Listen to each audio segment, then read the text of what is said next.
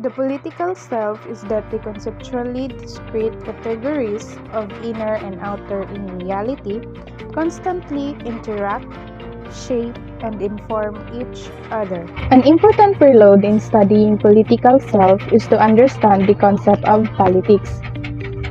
It includes the socialization, political community, and social interaction and citizenship.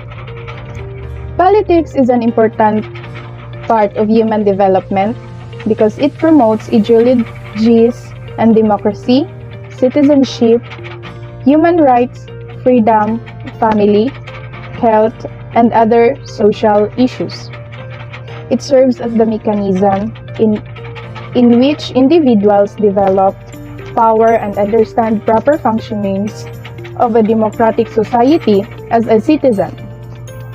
The political self organizes one's belief, attitudes, and affiliation, and aids in processing of politically relevant information. The family has a hierarchical structure which requires each member to perform his or her role. Each position carries a set of rights, responsibilities, and expectations. Through the hierarchy of positions, status, and power are ascribed. The family consists of members who differ in status, obligations, influence, or power. Traditionally, the father is the most influential member of the family. He acts as the leader and establishes roles to maintain order in the family. His role as the leader entails power and authority. He coordinates with the mother in helping the children perform the roles necessary for a successful family from an early age. Individuals are taught to obey and treat parents with respect and conform to their rules.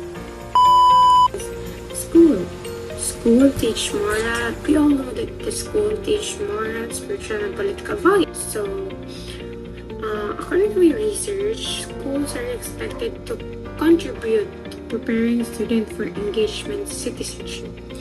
The classroom discuss on political issues have a positive effect on political attitude and behavior. So that's the second aspect. The third aspect is church. Church and political self shape ideals of citizenship and democracy through the religious teaching, values, and tradition. So the church is really have the influence to encourage young people to really understand the politics itself. So the second one is mass media. Mass media have a great role in our political self because mass media is the source of information on politics because they have a coverage inside or outside the offices that the office of the like the jurors like that. So but the source of information of politics, they really are the mass media. They can also manipulate what they want to show us. So they are really a great help in terms of political self. Just like the family, school, and church, school, church, peers, and moral behaviors, mass media really influence political behaviors and political self. So that is mass media. So the last and most important part of the political self is democracy. I'll go for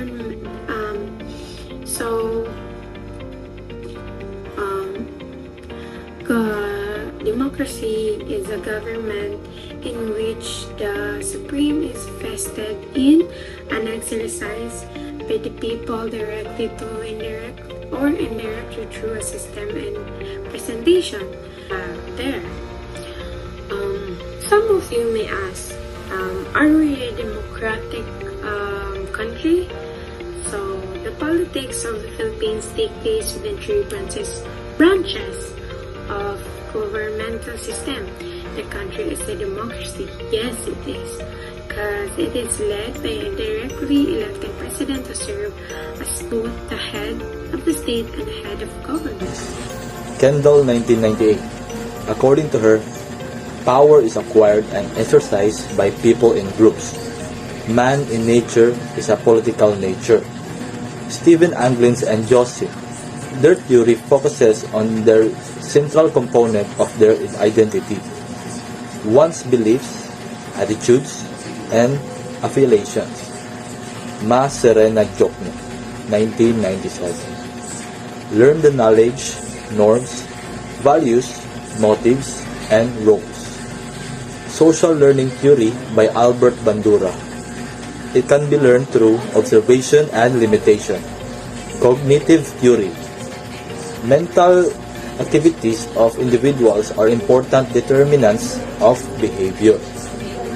Theory of symbolic interaction. Behaviors are product of communication, meaning, and symbols.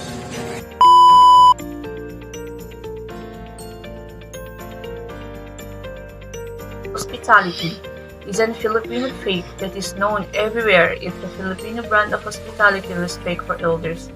Cheerful personality. Habit of smiling, laughing a lot. Smiling has been a coping strategy for many Filipinos, especially during trying times and calamities. Self-sacrifice is an attitude a Filipino can be seen as an extension of Filipino hospitality. Example of that is OFW would even go to the extension of working abroad hundreds of miles away to earn more money and save up for them. Bayanihan, the spirit of communal unity and cooperation of Filipinos. It is about giving without expecting something in return. And last, pride.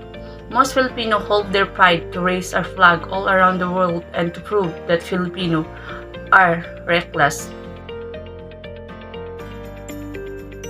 Bahala na. Hakuna Matata, a phrase originated from the Bathala na, meaning leaving everything into God's hand. Example of that is, hay nako, bahala na nga si Bathala. Colonial mentality, lack of patriotism and attitude where Filipino favor foreign product more than their own. Mañana habit, term of procrastination derived from the phrase called mamayana. Example of that is, ay, mamaya ko na nga gagawin assignment ko. Crab mentality, toxic trait of Filipinos where one resents achievement of another instead of feeling happy for that person. The last one is Filipino time. Filipinos' attitude of arriving late at commitments, dinner, or parties, especially if they are meeting someone close to them.